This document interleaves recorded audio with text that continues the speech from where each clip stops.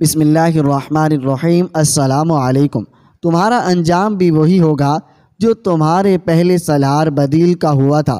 محمد بن قاسم یہ پیغام سن کر مسکرایا۔ اس نے اپنے سالاروں، نائب سالاروں اور امیر محمد بن وداع نجدی کو بلایا اور ترجمان سے کہا وہ ان سب کو یہ پیغام پڑھ کر سنائے۔ ترجمان نے پیغام ایک بار پھر پڑھا اور تمام حاضرین مسکرانے لگے۔ اس شخص نے مجھے مغرور کہا ہے۔ محمد بن قاسم نے شگفتہ سے لہجے میں کہا، کیا یہ شخص کم عقل اور کمینہ نہیں؟ میں جو جواب لکھوانا چاہتا ہوں وہ آپ سب سن لیں اور اپنی رائے اور مشورے دیں۔ محمد بن قاسم نے انہیں بتایا کہ وہ کیا لکھوانا چاہتا ہے۔ سب نے مشورہ دیا، ایسے شخص کو شریفانہ جواب نہیں ملنا چاہیے۔ سب نے جو مشورے دیے ان میں سے پیغام تیار ہوا۔ محمد بن قاسم نے کاتب کو بلا کر پیغام لکھوایا۔ یہ خط بھی تاریخوں میں محفوظ ہے، جو اس طرح ہے۔ یہ خط اس محمد بن قاسم ثقفی کی طرف سے ہے جو سرکش اور مغرور مہاراجوں اور بادشاہوں کا سر نیچا کرنا جانتا ہے اور جو مسلمانوں کے خون کا انتقام لیے بغیر نہیں رہتا۔ تو کافر، جاہل، مغرور اخلاق کا منکر اور اپنی سگی بہن کا حامد ہے، اور جسے احساس نہیں کہ وقت اور زمانہ بدلتے دیر نہیں لگتی اور حالات تکبر اور غرور کو کچل دیتے ہیں۔ تم نے جہالت اور حماقت سے جو لکھا ہے وہ میں نے پڑھا ہے۔ اس میں سوائے تکبر و غرور کے جنجورے پن کے کچھ بھی نہیں۔ مجھے اس سے بھی واقفیت ہوئی۔ تمہارے پاس طاقت ہے، ہتھیار ہیں اور ہاتھی بھی ہیں۔ میں نے سمجھ لیا کہ تم انہی چیزوں پر بھروسہ کرتے ہو۔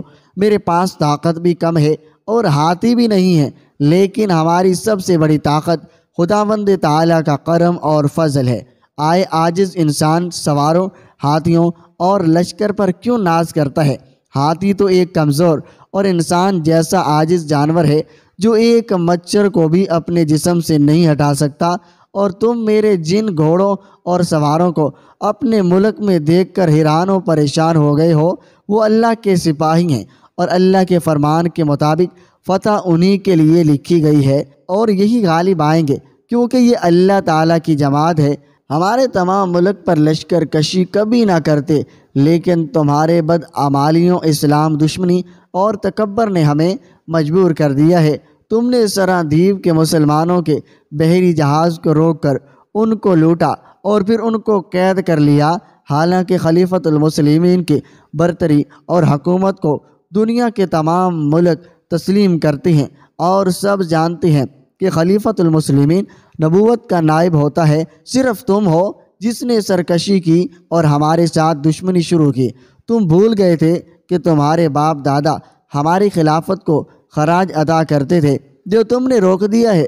پھر تم نے بیہودہ حرکتیں کی اور دوستانہ تعلقات رکھنے کے بجائے دوستی کے منکر ہوئے، اور پھر تم نے اپنے اشتعال انگیز حرکتوں کو جائز سمجھا۔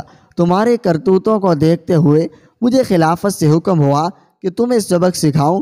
مجھے یقین ہے کہ میرا اور تمہارا مقابلہ جہاں کہیں بھی ہوگا، میں اللہ تبارک و تعالیٰ کی مدد سے، جو ظالموں اور مغروروں کو مغلوب کرنے والا ہے، تم پر غالب آؤں گا اور تم ذلت کا منہ دیکھو گے۔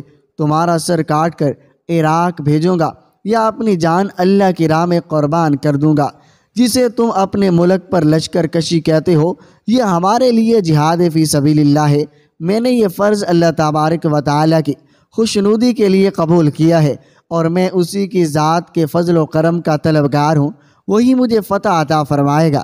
یہ پیغام راجہ دہر کی الجی کو دے کر رخصت کر دیا گیا۔ آج سندھ کی زمینی خدوخال وہ نہیں رہی جو آج سے 1200 سال پہلے تھے۔ دریائے سندھ نے بارہا اپنا راستہ بدلا ہے۔ آج یہ بتانا ممکن نہیں کہ محمد بن قاسم کے دور میں سندھ کا راستہ کیا تھا، کون کون سی بستیاں اس کنارے اور کون سی اس کنارے تھی۔ اس وقت کے متعدد بستیوں اور قصبوں کے نام و نشان بھی نہیں رہے۔ دریائے سندھ کے معاون دریا بھی تھے، یہ سب اب خشک نالے بن چکے ہیں۔ چھوٹی بڑی ندیاں بھی تھیں، ان میں سے ایک ساگرہ نالہ بھی تھا جس کی گہرائی بڑی کشتیوں کے لیے کافی تھی۔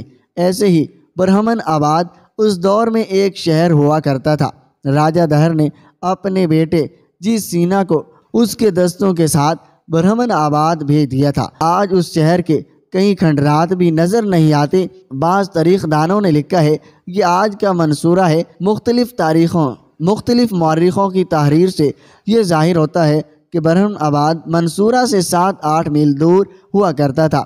یہ تو گمنام بستی تھی جو زمانے کی ریت میں دب گئی، لیکن ایسی شخصیتوں کے ساتھ وابستہ ہو کر جو مر کر بھی زندہ رہتی ہے، یہ بستی اپنا نام و نشان مٹا کر بھی زندہ ہے۔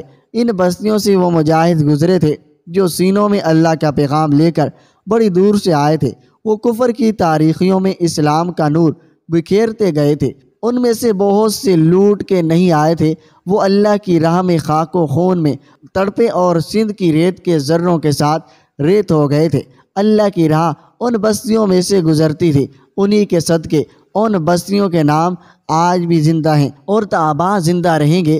اس وقت جب راجہ دہر 220 میل دور اروڑ میں اپنے بیٹے جی سینا سے کہہ رہا تھا یہ جنگ اب 2 ملکوں یا 2 بادشاہوں کی نہیں، یہ 2 مذہبوں کی جنگ بن گئی ہے، اس وقت دیبل میں محمد بن قاسم جمعہ کے خطبے میں کہہ رہا تھا کہ ہم جس مقصد کے لیے یہاں آئے تھے وہ پورا ہو چکا ہے۔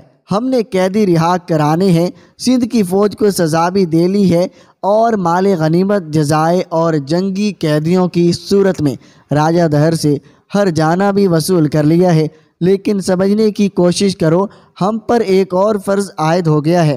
ہم نے دیکھا ہے کہ اس مندر کا گنبد ٹوٹا اور جھنڈا گرا تو ان لوگوں کے حوصلے ختم ہو گئے۔ محمد بن قاسم نے خطبے میں کہا ان کا عقیدہ تھا کہ جب تک جھنڈا لہر رہا ہے انہیں کوئی طاقت شکست نہیں دے سکتی۔ یہ لوگ دیوتا پرست اور بت پرست ہیں، ان کے دل اللہ کے نام سے بے بہرا اور خالی ہیں، انہیں معلوم ہی نہیں سب سے بڑی قوت اللہ ہی ہے، انہیں کسی نے بتایا ہی نہیں۔ یہ ہمارا فرض ہے انہیں ذہن نشیں کرایا جائے کہ اللہ وحدہ لا شریک ہے اور وہی عبادت کے لائق ہے۔ کیا تم نے دیکھا نہیں اللہ کے بندے ہو کر یہ اللہ کے نام سے بھی واقف نہیں؟ ان کا خدا یہ جھنڈا تھا، آج انہیں خدا سے روشناس کرائیں گے۔ یہ ملک بت خانہ ہے۔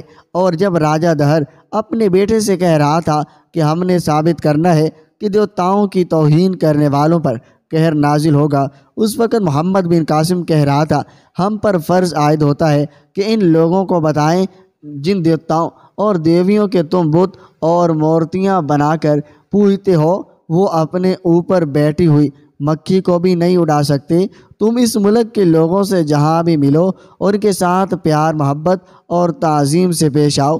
محمد بن قاسم نے کہا اور انہیں بتاؤ کہ خدا ہم سب کا خالق ہے، لیکن تم نے اپنے خداؤں کی تخلیق اپنے ہاتھوں کی ہے۔ اگر ہم یہ کام نہیں کرتے تو ہم اللہ تبارک و تعالیٰ کے اس فرمان کے مرتکب ہوتے ہیں کہ جسے گمراہ دیکھو اسے صراط مستقیم دکھاؤ۔ یہ ایسے ہی ہے جیسے کسی اندھے کو ٹھوکریں کھاتا دیکھتے ہو تو اس کا ہاتھ تھام کر اسے راستے پر ڈال دیتے ہو جس پر ٹھوکریں نہیں لگتی۔